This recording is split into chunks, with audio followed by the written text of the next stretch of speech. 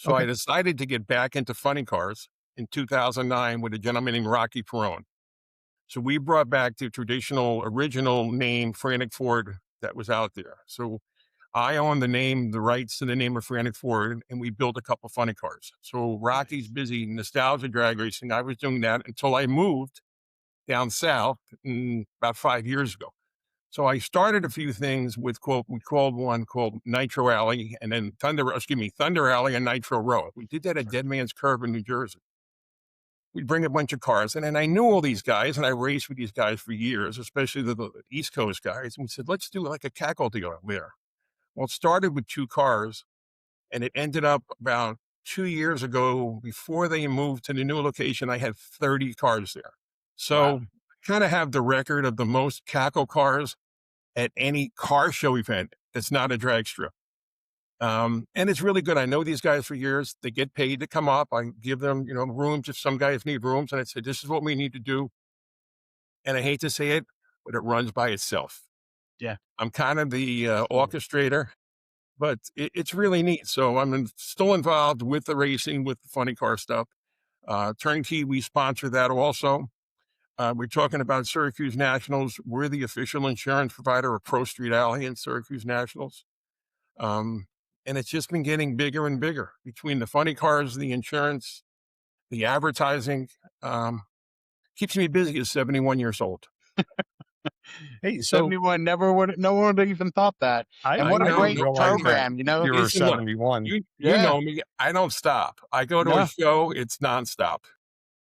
Busy, and it's a real testament because last year the Nationals we were there and a great turnout. It's a real spectacle and it draws a crowd. It's brilliant marketing.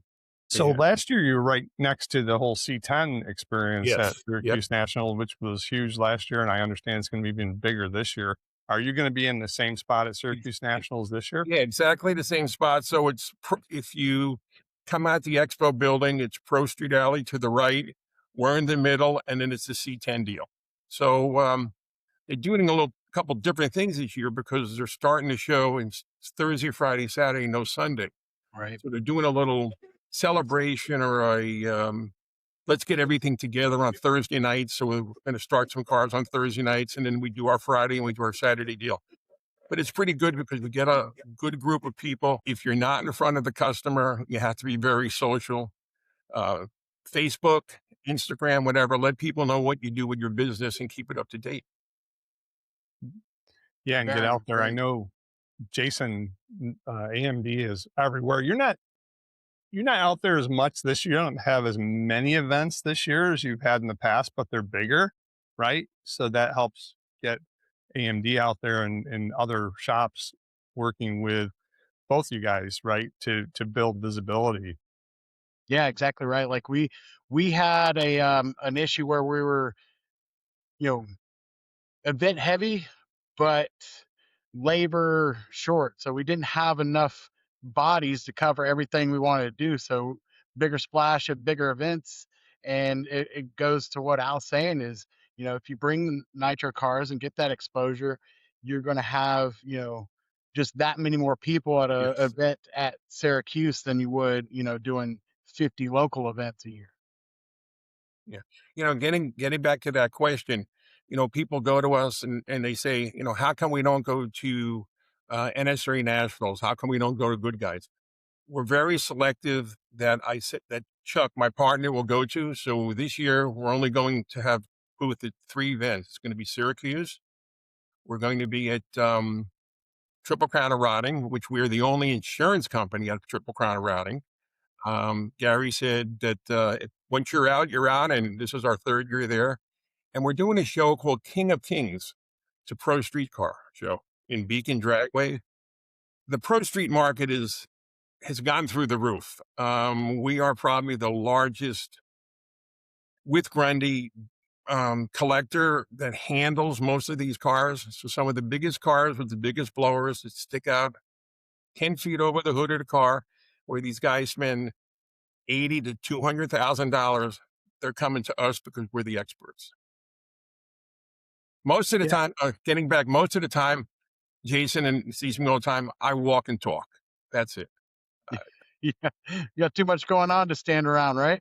You can't be at a booth, and I hate to say it, but like Good Guys or even Good Guys or NSRA Nationals where there's 5 insurance companies and a guy comes over to get a quote, and then he goes to the next booth and to the next booth. You need to be in front of him. You need to know what he has. You need to listen, and that's it. So for our listeners that are young people looking to get into the industry or somebody that's been into it a long time, because I know that it's expensive to go set up a booth and go to a show. Um, what I'm hearing from you is, hey, don't worry so much about spending all that money on a booth initially, right? Until you really understand the event, That's correct. but go to the event, shake hands, meet people, just have conversations, right? With people at the show, vendors at the show, and just build that exposure, right? Yeah, that brings the notoriety that you know what I hate to say it, what you're talking about, but you're in front of the person. You want to say, "Hey, tell me about your ride," you know, or this guy's going to ask you some advice versus coming to a booth and you're either waiting online to talk to Jason or somebody else, and the guy gets frustrated and walks away. Right. So the biggest thing is walk and talk, meet the people, love their cars, tell them, ask them why they're here, and glad you guys came.